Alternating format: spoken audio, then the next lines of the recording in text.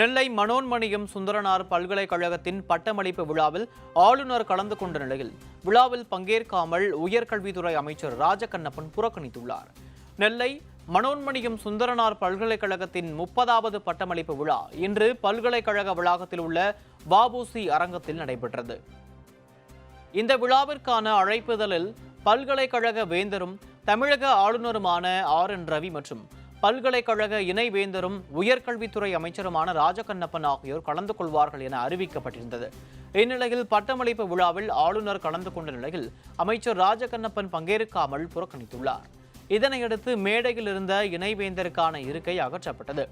ஏற்கனவே அழகப்பா பல்கலைக்கழகத்தில் நடைபெற்ற பட்டமளிப்பு விழாவிலும் ஆளுநர் கலந்து கொண்ட நிலையில் அமைச்சர் ராஜகண்ணப்பன் பங்கேற்காமல் இருந்தது குறிப்பிடத்தக்கது.